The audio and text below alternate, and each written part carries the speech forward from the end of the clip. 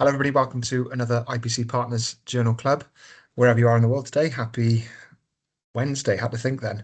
I'm delighted to welcome Dr. Yaseen Muhammad to Journal Club today.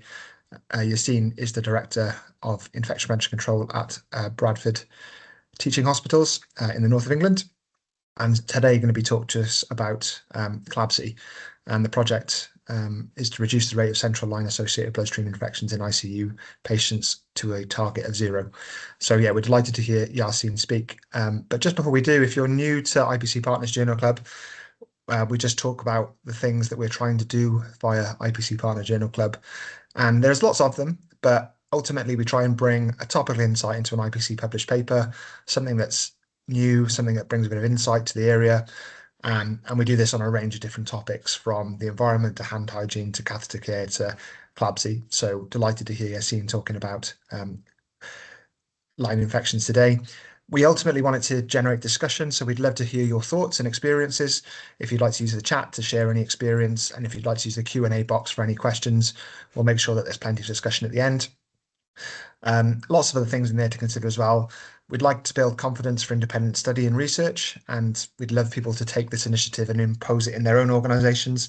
Journal clubs are a great way to get people talking about research and some of the considerations about publishing information. We want to generate a bit of a network of enthusiasts, and I think I can say that Yaseen has been a big follower of the IPC Partners Journal Club, so it's great to have him on as a guest, and ultimately we'd like to have a little bit of fun as well. We'll do some slides at the end, but all of our journal clubs are recorded, you're all muted and your cameras are off, but please do engage with us via the chat and the question answer. So before I pass over to Yaseen, we always like to try and have a little bit of a discussion.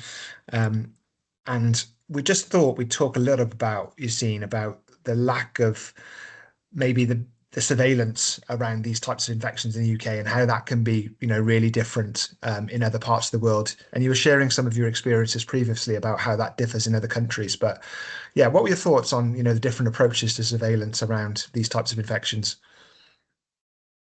Yes, first of all, thank you, Phil and John, for inviting me for this. Yeah, I'm a big fan of IPC Partners and the work you're doing. And I always try to join IPC Partners journal clubs as well. There's a lot of learning. So it's a different experience now to be in the firing line, but we'll see how it goes. Now regarding CLABSI, I worked in the Middle East and I have done my CIC. Obviously, this is American board exam as well.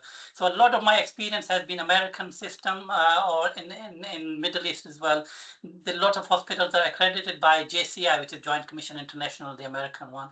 So the metrics that we have to monitor and report, one of them is CLABSI as well. CLABSI, WEB, COUTI, SSIs. So this is kind of mandatory surveillance and then reporting as well. But however, working in the UK, I've been here. I was here before and then went and came back again for last 4 years. I've been here, but I do get surprised by not the focus on CLABSI. Although yes, there's a focus on BSI or bacteremias, but it's not taken as a metric like it is taken in American system or in the places where they are following American system. Yeah, but at the end of the day, if we are preventing CLABSI, we are preventing CLABSI or preventing bacteremia. So at the end of the day, their ultimate goal is that you prevent the bacteremias either way by preventing CLABSIs or by other routes that cause the bacteremias. Yeah. Yeah, thanks, Yaseen. Yaseen. Sorry, Hi, John. Phil.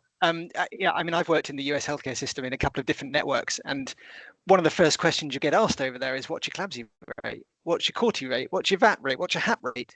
What's your SSI rate? Whereas in this country, we're all about the kind of organism-specific BSIs.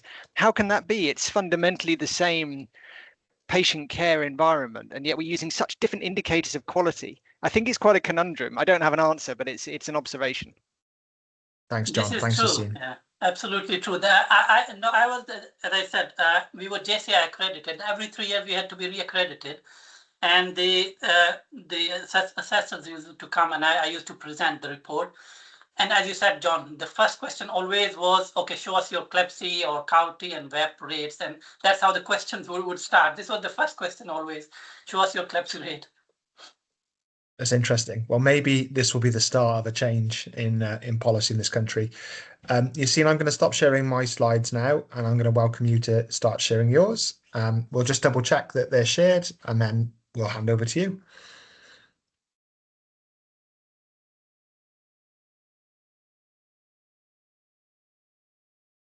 That's perfect, Yaseen. If you just go into presenter mode. And you're muted, Yaseen. Sorry, I muted myself. Yeah. Okay. Can you go into presenter mode? Is it okay now? Can you see it? I can, but it's just in the it's not No, in it's the okay. present. I'll do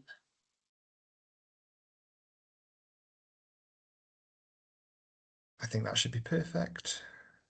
Come in. It's taking a little while.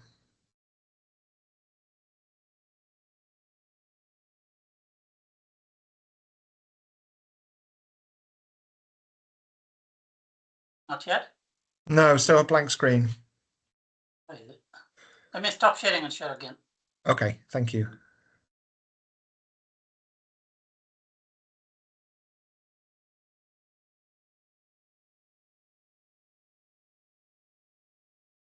Technology.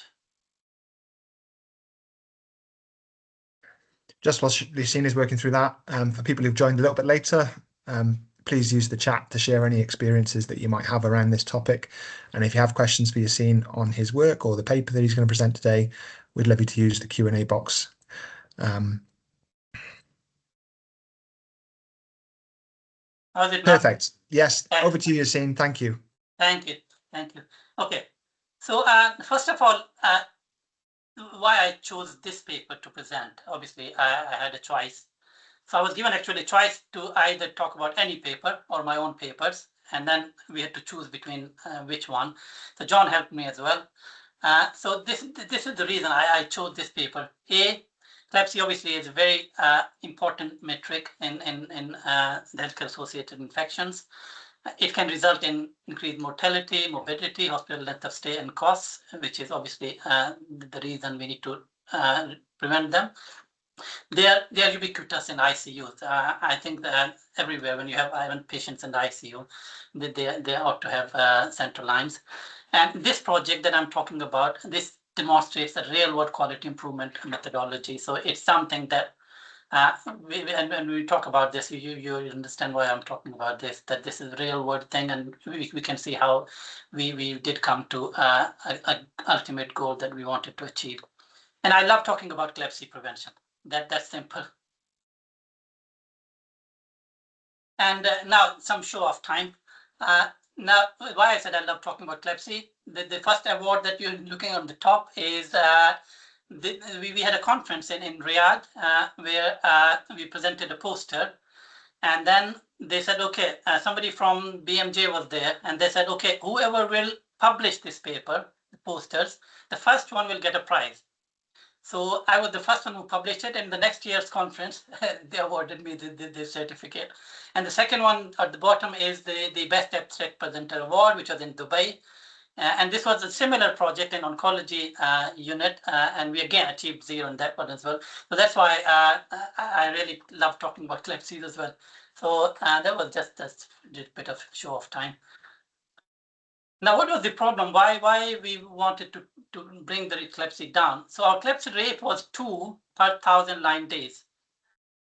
Now, to understand why 2 was a problem, now the comparison or the benchmarking for us was HSN, NHSN. This is the CDC one branch, which looks at the data collection, or like we have the branch in UXA. So that's why we had to look at them and then look at whether we are 50th percentile or 25th percentile. So they don't publish the data based on the name of the hospital, but they just publish a report. And then you have to look at whether you are at 50th percentile, 25th or 75th or more. So we were at 75th percentile. If you can see, we had 2. That means 75% of the hospitals were better than us. And so that's why we wanted to say, okay, we are even below average. So let's do something about it. So our aim was simple. We said, first of all, we want to bring the rate to below 50th percentile. And then secondary aim, obviously, was that we had a bundle, which we'll talk about. We said the bundle compliance should be above 90%. And the long-term goal was to achieve and maintain a 0 CLABSI. So the design again was simple. It was just focused PDSA cycle used for continuous improvement. We had simultaneous data collection. The data was collected from both CLABSI and the central line bundle. The central line bundle obviously is part of the process surveillance, and CLABSI is part of outcome surveillance. We had a multidisciplinary CLABSI elimination team formed as well that included our ICU staff, IPC staff as well.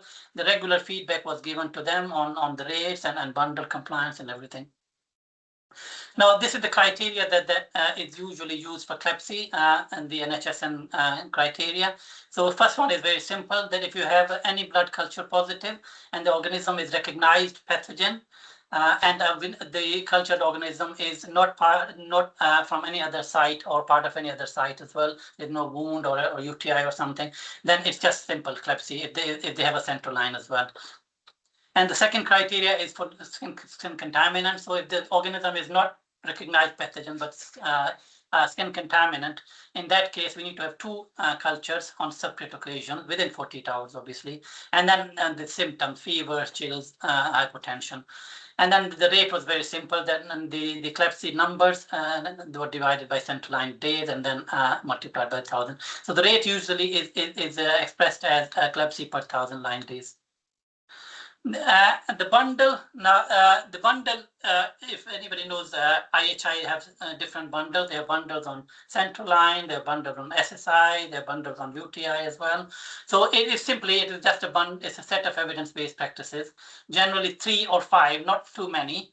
And when performed collectively and reliably, they have been proven to improve patient outcomes. So this is the idea of the bundle, that there are more than one practices and they have to be performed or monitored together. So then I remember, that time I remember the story about the old man. If anybody remembers the old man story, that he called his sons and he gave them some sticks.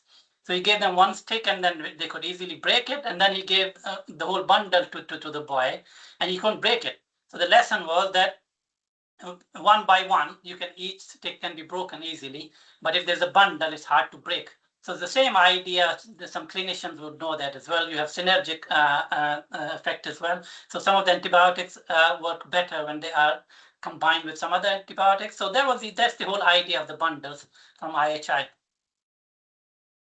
Now there are 5, again, 3 to 5. So there are 5 interventions that are part of the central line bundle. First of all is hand hygiene. So obviously before insertion of the bundle, there's hand hygiene. Then maximal barrier precaution during insertion. So before the bundle was implemented, we used to have, like when you're doing a central insertion, only that area is covered. But part of the bundle, the whole body has to be draped or maximal barrier precaution. Then chlorhexidine skin antisepsis. Obviously, some people love using power down or some other thing, but I attended a conference in 2002 in Edinburgh. So that was 2002, about 23 years ago, or 24 years ago. There were at least seven presentations, papers were presented to show that chlorhexidine is better than other antiseptics for insertion cleansing for central lines. So that's why we said we use chlorhexidine. And optimal catheter site, again, a subclavian is the preferred site. Jugular, femoral are very bad because of the colonization of the organisms, and they always end up with problems. So that's why that's the site. And then daily review of the line necessity. It's not a review of the site, it's the line necessity. So do we need the line or do we remove it? That's the main question, and that's the question everybody should be asking, whether it's a peripheral cannula, whether it's a central line, central lines or central venous catheters or urinary catheters, any catheters or lines. This is the first question we should ask every day. Do we need it? That's the necessity. So that was the bundle. So we started very badly. Our bundle compliance was 37%. And then it reached 98% and then 100%. So it took us a few years to get to that ultimate goal. And I'll talk about what happened and why there was a problem. And you can see the CLABSI rate as well. We started with 2, but with the continual reduction, we ended up having 0 in 2014-15, which was obviously after a few years of implementing this. So the problem, the question would be why it took us too long to get proper compliance to the bundle. Now the subclavian line any intensivists who are with us or people who work in ICU. And it's a fight between an intensivist and an IPC specialist. The intensivists don't like subclavian. It's a bit complicated. You have a risk of hydrothorax or some kind of complication. So you have to be really an expert to insert a subclavian. But from IPC perspective, it's the preferred one because this is the more cleaner side. So you always want subclavian. So the intensivists were always resisting to the idea of inserting the line into the subclavian side. So it was always jugular or femoral. So that kept on. And I don't want to talk too much about politics or some of the behaviors, but some places there are people who behave more autocratically than other places. So that kept on going on for a few years. Eventually, obviously, we got to where we wanted to.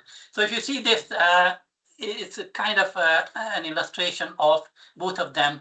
And the red lines are the bundle compliance and the blue lines are the CLABSI. So you can see that the CLABSI kept coming down and the bundle compliance kept going up. So that's there was one little hiccup. So again, it may be a data collection lab or whatever. I can't explain properly, but otherwise there was a consistent reduction. But we call it in quality language, I think we call it continual improvement. So it's a continual improvement, not continuous improvement. So this was the time. This red line is very important line. This was the time when we rethought something. So we said, okay, let's give the ownership to the people who are the owners of the area. So previously, before that, it was IPC leading all the efforts, IPC leading and on, giving them feedback and talking about all the actions that were needed. But then we said, okay, let's give the ownership to the area and see what happens. We were a little bit nervous as well. I was nervous because I'm a very big cricket fan. Anybody who knows cricket, Andrew Flintoff, he was made captain when the team was going to Australia. I think it was 2006 or 7. And they said, he's the person who's giving us trouble. So he will behave better if you make him captain. So then England lost 5-0 to Australia in that series. It didn't work. But in this case, it did work. So what happened, we said, okay, the ICU chairman will be the lead of our task and finish group or task force. We call it task force over there, but in the UK, we call it task and finish group. So we said, okay, let's have a task force. And the ICU chair was made the lead. We said, okay, you are the lead now. Let's work on how we can improve on our practices. The director of IPC, Dipsy, was co-lead. And then obviously there was a whole team and collection of data and everything. So this worked very well. It worked magic, actually. What happened that I have actually blurred the names here. So maybe he's sitting here listening to me, or somebody will tell him. So what happened that we had a meeting immediately, and this is the date, October 2020, October 2009. In that meeting, the decisions were made, and the main decision was update the list of contraindications for subclavian site. So there were 1 or 2 contraindications. Otherwise, the first preferred site would be subclavian. And that action, the target date was immediately. So, okay, no more wait. From now, I'm talking to you now. This is the immediate action, subclavian only, no other sites. That worked. And we were, why we kept on talking about subclavian line and why didn't look at other factors? Maybe there's something else. Because we knew there are lots of studies that have proven that the major problem is the insertion site. And this was another study that we looked at, and you can see that the 60% of the line infections or central line infections are caused by or by entry of the organism through the skin at the insertion site. So this was the reason we kept pushing on the same idea that the insertion site is the problem. So we need to work on that.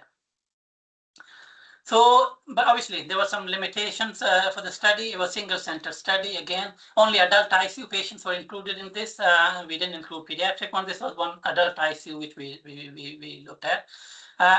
Again, it's a quality improvement project with limited generalizability. Again, we didn't measure other confounders, so which may have some influence. So that's another limitation. So I'm not going to talk about the strengths. So I've been told self-praise is not allowed in General Club. So it's only limitations here. So what are the lessons learned, obviously? And the engagement of all stakeholders is crucial or critical. Giving ownership to the key stakeholders is very important as well. Continuous feedback improves buy-in and sustainability. The process measure or compliance is directly, it impacts the outcome. And the major one is persistence is the key. You have to be persistent to achieve your goals. If anybody remembers or knows these three stooges, the Curly of the Three Stooges once said, if at first you don't succeed, keep on sucking until you do succeed. So yeah, these are some of the points for discussion at the end. Which central line bundle element is hardest to sustain in daily practice? In all or one or non-bundle compliance, is it realistic or counterproductive? Because the bundle compliance is monitored as either all or nothing. So if your 4 elements yes and 1 element is no, it will be counted as 0. But obviously you drill down and look at which component is bringing it down. So you look at that, but it's all or nothing. So is that counterproductive or realistic? And what barriers mirror the physician resistance? Again, it's something to discuss. How transferable is this approach to other ICU or patient populations?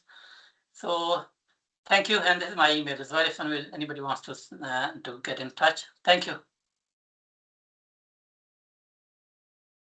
Okay, thanks, Yaseen. That was superb. Really, really interesting. And isn't it good to hear the story behind a paper? Because there's some of the things that you got across there that you wouldn't get from reading the paper. So some of those kind of gems of quality improvement and behavior change that you'd only get by listening to the author. So that I think there's a lesson there really to get in touch with paper authors, get to know people, go to conferences, and then you get the real story.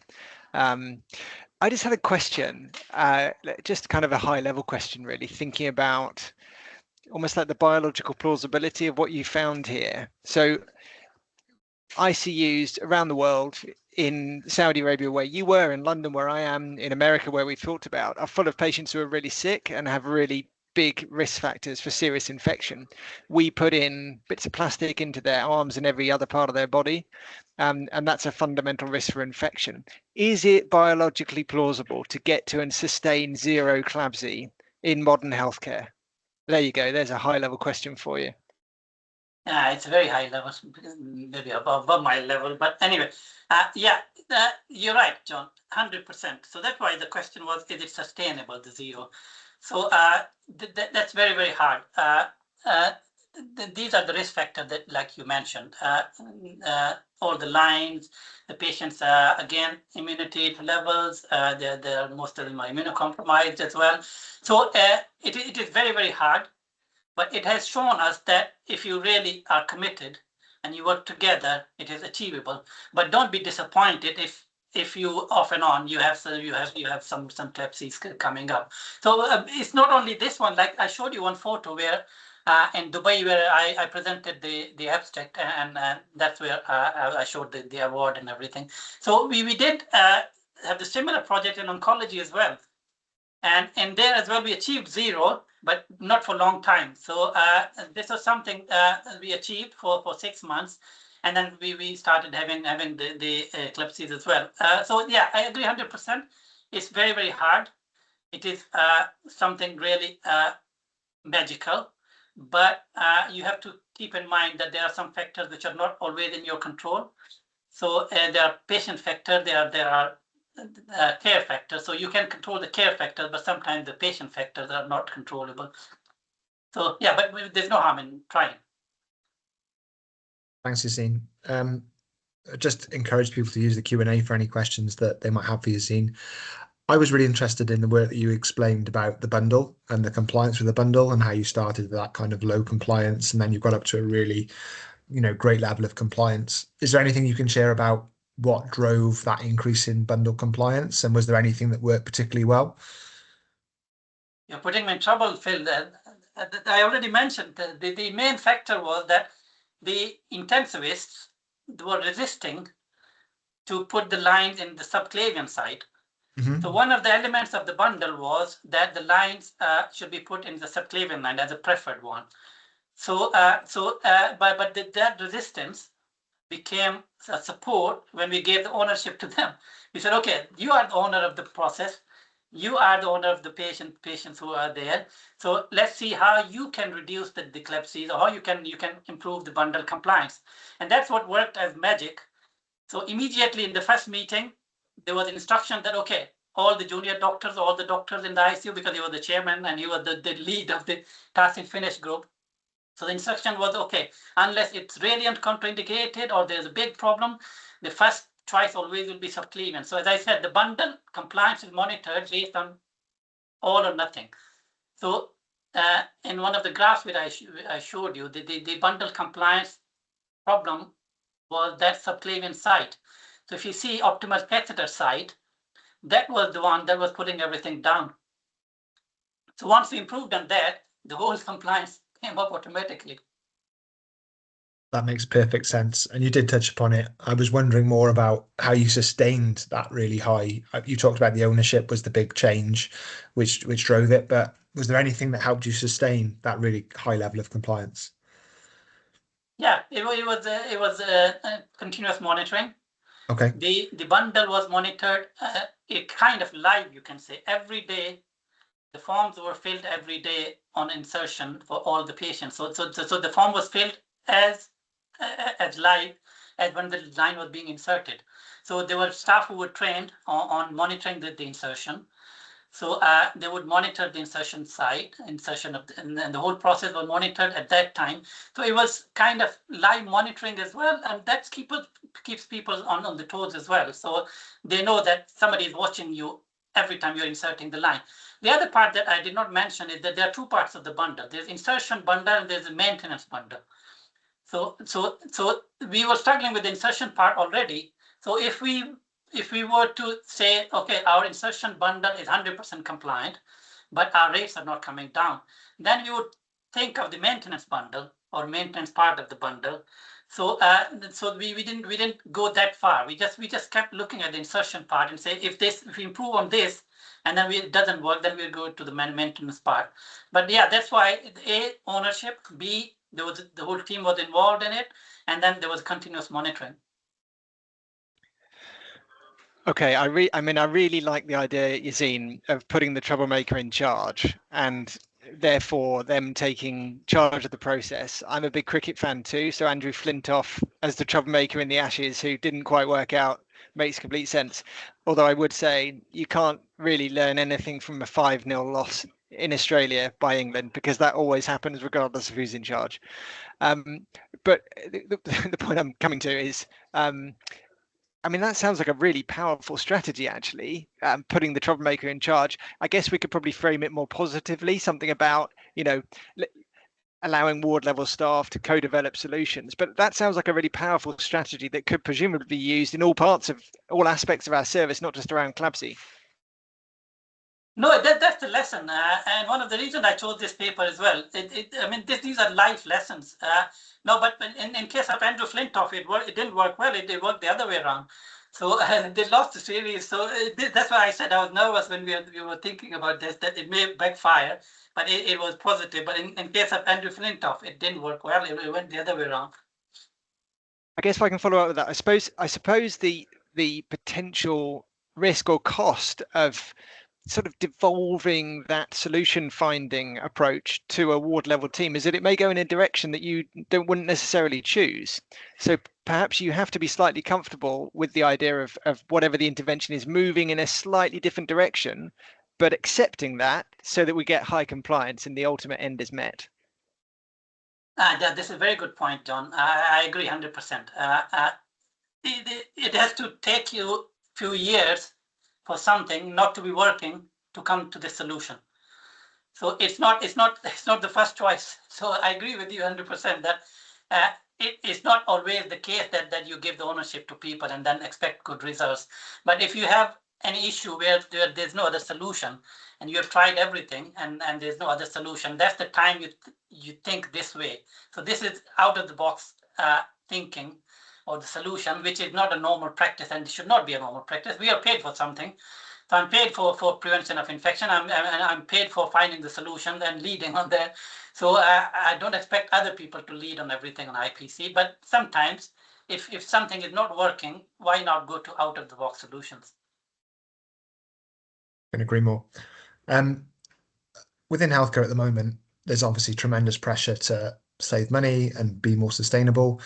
I was just wondering, were there any other benefits around, cost savings or sustainability benefits by reducing the amount of equipment or plastics that you used that you maybe observed as a part of this study? To be honest with you, I have to confess, Phil, the sustainability was not in the agenda at that time. Now it's becoming more and more. We are considered villains in that case. So any people who are sustainability lovers, they feel the IPC people are the villains, and that we are increasing the disposables and everything.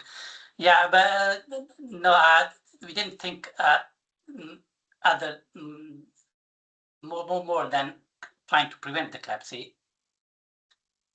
It'd be interesting maybe as a follow-up to see if there were any other benefits. I think now we're seeing more and more compelling cases for cost effectiveness and cost analysis because of the way that we're struggling with finances within the NHS. John, do you have another question? Yeah, so I picked up a comment in the chat from Ogra about working in Qatar and them following NHSN criteria and CLABSI being a sort of core part of surveillance in that network. So as we touched on in the start, depending on where you are in the world, there'll be a different emphasis on CLABSI reduction. I mean, in the UK, we don't even call it CLABSI, we call it CLBSI or a different acronym. So I suppose I wonder whether you have any advice, Yaseen, for anybody coming into post or working in a trust where CLABSI is not currently monitored as a performance metric.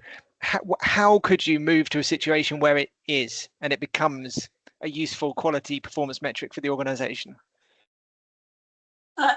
John, the first question always to ask is that how is your bacteremia rate or numbers? So that will drive your problem. So if you are monitoring your bacteremia, what we do in the UK now, we monitor our bacteremia, the 5 mandatory organisms. So you look at your bacteremia number and look at where they are happening. If you find that your bacteremia are in the ICU, then you drill down and you say, okay, because the ICU have so many central lines, that's why. If you find out your bacteremia are more in oncology, for example, or in dialysis or something, so that drives you then towards looking at CLABSI prevention or looking at this bundle and everything. But if you find, for example, that then your bacteremia are coming from other areas, not from the ICU, that may not actually be something that people will buy in. So yeah, but honestly, I get a bit not frustrated because I think David is in this call as well. So, but when you look at the numbers, sometimes the numbers don't actually represent the problem. You have a trust which is maybe double the size of another trust, but your numbers or target is lower than them. So the numbers are not the representation of the problem. So if you look at the actual rate and with the denominators, then you can look at how bigger the problem is and then how to reduce them and those numbers or how to come to zero or whatever. So yeah, that's my point of view. Yeah. So I mean, if our jumping off point, our going in point is the mandatory surveillance program with the relatively small set of bacteria in the national mandatory surveillance program, and then we go into that and look for the subset that are central line related, that feels like a pretty blunt instrument as a surveillance indicator, because we know that the vast majority of CLABSI won't be these specific organisms, it'll be other organisms. So yeah, I just, from my point of view, when I came into post at Guy's St Thomas's, we didn't have we weren't using CLABSI as a quality indicator, and we were able to point to the UKHSA IQIP program, which has some evidence or information around CLABSIs in it. So if anyone's looking for a place to start, do have a look at the UKHSA IQIP program, because that might be a starting point, a jumping off point for a program. That's a good point as well. So I agree. It's not always these 5 organisms. However, a lot of the CLABSIs, my own experience as well, Staph aureus, the skin contaminants. Yes, the other skin contaminants are sometimes, like the definition I showed, the CLABSI definition. If you have 2 or more positive samples and with the symptoms, it's counted as CLABSI, which is obviously coagulate negative. But we don't monitor them. We don't include them in our mandatory organisms. But you get some indication. The ICU lover organisms, for example, Staph aureus, Klebsiella, E. coli. Although I get surprised with Acinetobacter that Acinetobacter has been following me, or I've been following Acinetobacter. So every place I've gone to, whether it was London, whether it's the Middle East or in Pakistan or other places. So Acinetobacter has been a bigger problem in ICU than any other organism.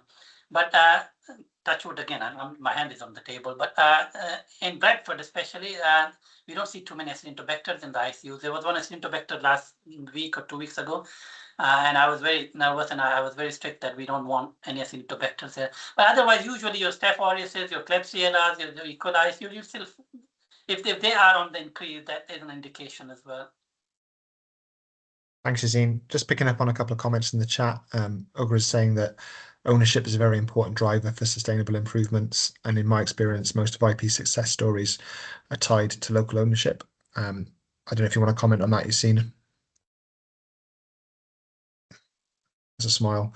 No, I leave it to CQC. CQC visit hospitals and they tell you you are well led. So you make your own decision in your own trust where you're working, whether you're well led or no. Sometimes it is frustrating when you look at people and they're not taking ownership, especially when you go to a ward and even though the ward managers ask the IPCN or infection control nurse to talk to her staff member who's wearing a mask and the mask is on the chin, because they say they're not listening to me. So yeah, the ownership is a big problem. So, but if CQC tells you are well led, then you should trust them.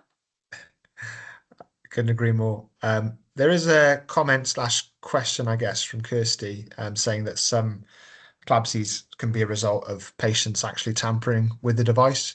Just wondering if you had any experience of that in Bradford and any patient education potentially that helped you overcome that.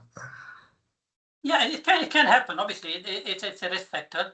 But as one of the slides also I showed there, and one of the studies that we looked at as well, and there are lots of studies as well. The major risk factor always is the insertion site, especially if the organisms are your gram-positive ones, which are related to your skin contamination and everything. But yes, obviously, the patients manipulating the line and everything, it's another risk factor. So as I said, there are patient-related risk factors and there are care-related risk factors. So you can try to minimize the risk as much as you can. But sometimes, patient education does help. So if you have patients who have central lines, the central line becomes a child sometimes. So these central lines, some of the patients have them for years. So they take it as their pet or their child. So if you have patient education and tell them what are the risk factors, how to look after them, and that can help as well. Thanks, Yaseen. I have a question about generalizability. You mentioned this already, Yaseen, in your limitations. This was done in Jeddah, I think, in Saudi Arabia. And obviously, you know, work in Bradford. I wonder whether you could comment on the sort of broad differences between the critical care services in those two centres, some 20 years apart, and whether, therefore, you think the interventions that you introduced that were effective would be as effective in a kind of modern day healthcare and critical care service.